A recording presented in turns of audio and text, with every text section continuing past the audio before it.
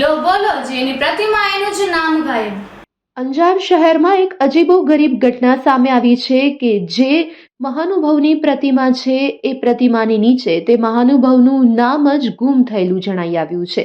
જી હા, આપ આ દ્રશ્ય પરથી જોઈ શકો છો કે ડોક્ટર શ્યામા પ્રસાદ મુખર્જીની આ પ્રતિમા છે અને પ્રતિમાના નીચે ફક્ત અધિકારી અને હોદ્દેદારોના નામ છે, ઉદ્ઘાટનનું નામ છે, પરંતુ શ્યામા પ્રસાદ મુખર્જીનું નામો નિશાન પણ નથી। ત્યારે અમારા કચકરે ટીવી ન્યૂઝની ટીમ દ્વારા કાર્યક્રમના અધ્યક્ષ અને અંજાર નગરપાલિકાના પ્રમુખ વૈભવભાઈ કોટરાણી સાથે ટેલિફોનિક વાતચીત કરવામાં આવી ત્યારે સૌપ્રથમ તો તેઓ જવાબ આપવામાં ગેગે ફેફે કરતા હતા અને ત્યારબાદ તેમના દ્વારા જણાવવામાં આવ્યું કે અહીં ફક્ત બોક્સ બનાવવાનું જ બાકી રહી ગયું છે અને એ બોક્સ બનાવવા આપી દીધું છે, આજકાલમાં આ બોક્સ લાગી જશે।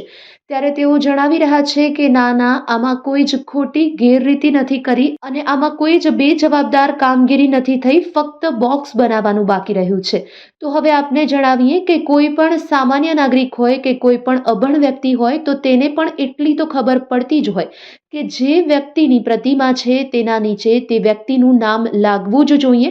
આ નામ લાગ્યા વગર આ તકતીનું અનાવરણ કઈ રીતે થઈ શકે? શું આ અન્ય સમયે અધિકારીઓ હાજર ન હતા કે પછી આ અનાવરણ કરવા સમયે કોઈ ઉતાવળ કરવામાં આવી છે તેવું જાગૃત નાગરિકોના લોકમુખે ચર્ચાઈ રહ્યું છે। હલો કોટરાણીભાઈ, વૈભવભાઈ, હા તો આપણે પૂછવાનું હોય છે, પ્રતિમાની વાત આવી કે એની અંદર જે તકતી મારી તો એમાં શ્યામા પ્રસાદ મુખર્જીનું નામ ભૂલાઈ ગયો, તો કઈ તમારે શું કહેવું? કે ઉપર છે ને બોક્સ બનાવવા આપેલું છે, એ આવશે એટલે એનામાં છે જ નામ, એટલે એની પ્રતિમાનું અનાવરણ એના નામ વગર થઈ ગયું। બોક્સ બનાવવાનું તો પહેલે હોય કે છેલ્લે? બોક્સમાં આજે હોળી હતી ને એના લીધે કારીગર હતા નહીં એટલે ના, તો અનાવરણ કેમ થઈ ગયું એમ અધુરાશમાં? એમ તુરાસ તો ઉપર ખાલી બોક્સ જ છે, બાકી તો બધું રેડી જ છે। ભૂલ જેના નામની આપણે મૂકીએ એના નામ ન હોય, બાકીના નામ કદાચ પાછળથી મૂકો તો ચાલે, એવું આમાં સામાન્ય સમજ એમ કે છે અમારી। તમારી સમજ કદાચ ઊંચી હોય, બોક્સ આજે જ રેડી છે, આજે જ લાગી। પણ આમ એના સ્થાપકને કેમ ભૂલાઈ ગયા?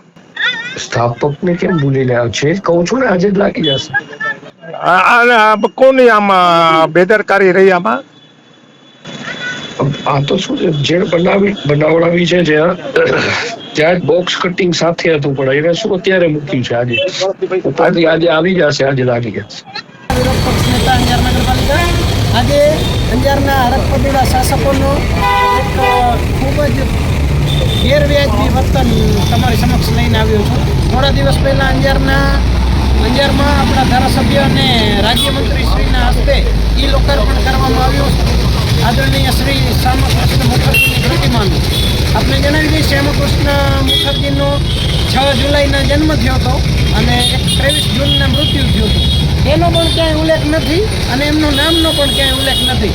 એ સિવાય હવે અમારા જેવા નાના હોદ્દેદારો, પછી એના સંગઠનના હોદ્દેદારો, તમામના નામનો સમાવેશ કરવામાં આવ્યો છે, પણ જેની પ્રતિમા છે એનું નામ કે જન્મ તારીખ કે મરણની તારીખ ક્યાંય પણ લખવામાં આવી નથી।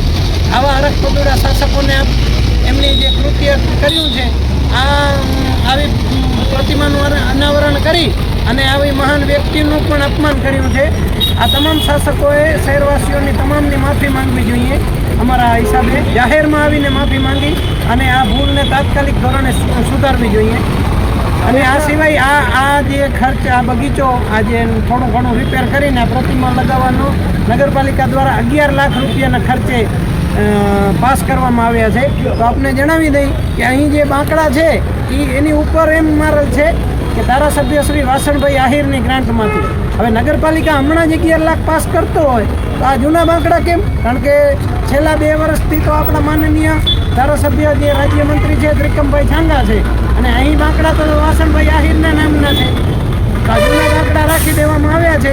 તો આ જગ્યામાં 11 લાખ રૂપિયા ક્યાં વાપરવામાં આવ્યા એ પણ અંજારના શહેરીજનો પૂછે છે આ શાસકોને કે આ 11 લાખની રકમ ક્યાં નાખવામાં આવી। જય ભારત, જય હિન્દ।